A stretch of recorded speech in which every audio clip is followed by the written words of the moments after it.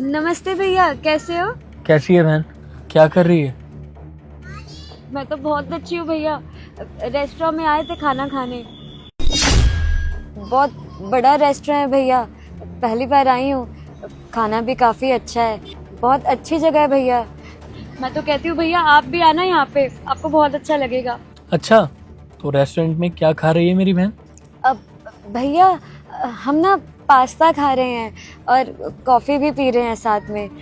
बहुत टेस्टी है भैया। अभी तो आए हैं भैया, स्टार्टर्स में ही मंगवाया ये सब। अभी तो मेन कोर्स भी आएगा भैया। इन्होंने सरप्राइज रखा है, पता नहीं क्या मंगवाएंगे हमारे लिए। ये बाहर का खाना ना कम खाया कर। याद है ना पेट कितनी जल्दी खराब हो जाता था तेरा। ज़्यादा कहाँ खाते हैं भैया, हफ्ते में एक ही बार आते हैं। वो इनको शौक है ना बहुत बाहर ऐसे घूमने का, तो हफ्ते में एक बार तो रेस्टोरेंट आके खाते ही हैं हम लोग। अच्छा बताइए ना भैया, कैसे याद किया आपने? तू तो याद करती नहीं है।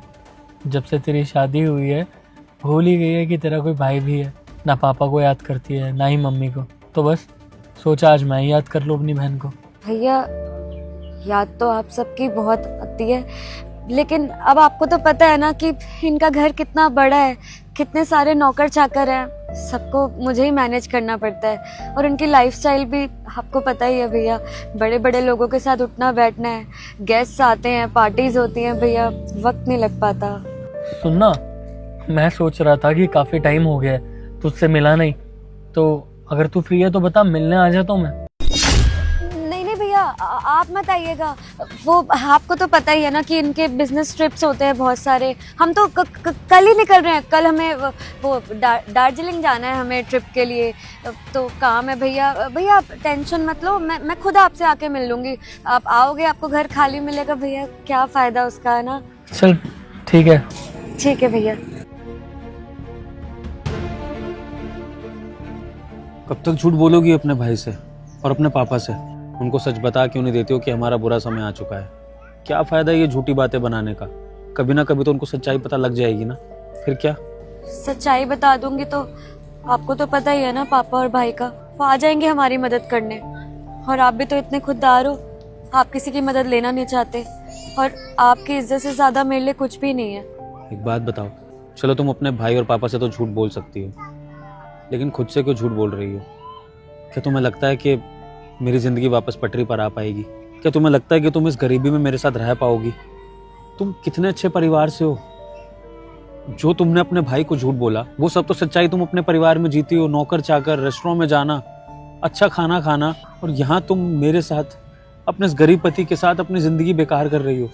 तुम्हें कभी कभी लगता नहीं है कि तुम्हें ऐसे गरीब पति को छोड़ के चले जाना चाहिए? क्या मिलेगा मेरे साथ रह के? क्योंकि मुझे तुम्हारी ये हालत देख के अच्छा नहीं लगता है कि मैं तुम्हारे लिए कुछ नहीं कर पा रहा, और तुम्हें आज ये मैं 2 रोटी खिला रहा हूँ, वो भी मिट्टी में, यहाँ बैठकर।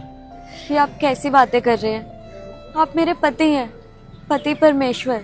मैं आपको कभी कहीं छोड़ के नहीं जा सकती। मैंने आपसे शादी की है, और शादी करते वक्त आपसे वादा भी किया था, याद है ना आपको, कि आपके हर सुख दुख में आपका साथ दूंगी। तो क्या हो गया, आज हम परेशान हैं तो, लेकिन साथ तो है ना। और पैसे का क्या है, कल था आज नहीं है, कल फिर आ जाएगा। इसका मतलब ये तो नहीं कि मैं आपका साथ छोड़ दूं। और एक बात बताइए, और कल को मुझे कुछ हो गया तो आप मुझे छोड़ दोगे क्या? कभी नहीं। तो फिर चलो ये सब बातें छोड़ो, खाना खाते हैं। रुको मैं खिलाती हूँ।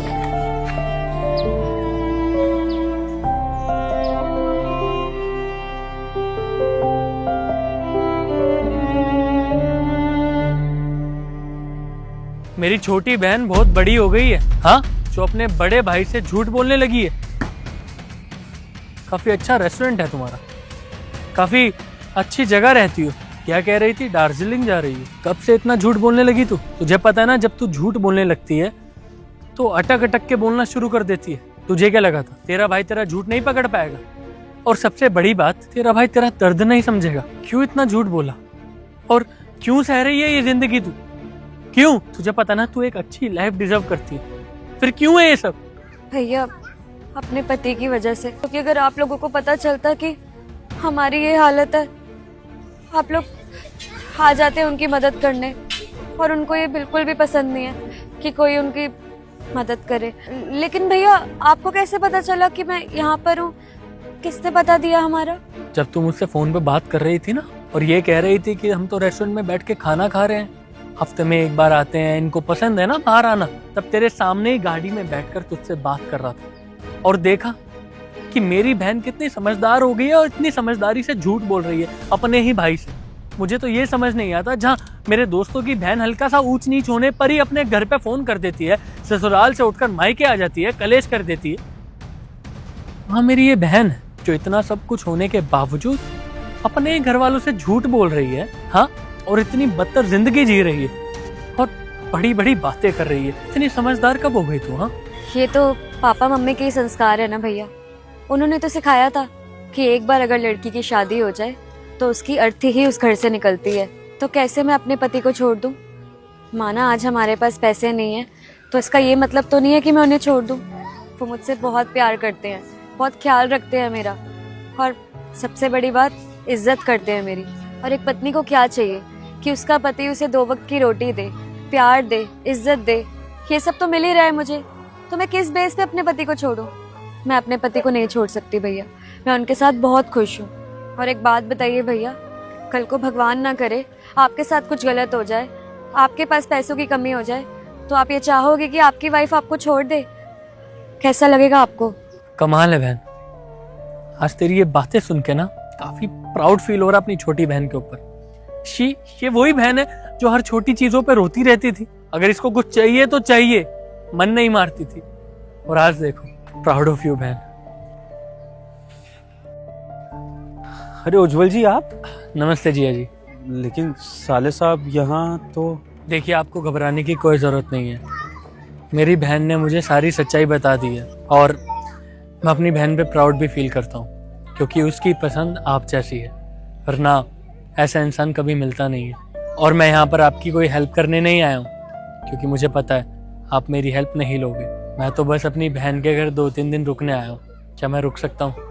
बिल्कुल साले साहब, लेकिन मेरी एक शर्त है, जिस प्यार से आप मेरी बहन को अपने हाथों से खाना खिला रहे थे ना, मुझे भी वैसे ही खिलाओगे जीजू। बिल्कुल साले साहब। अब तुम चलो, मैं साले साहब को लेके आता हूँ।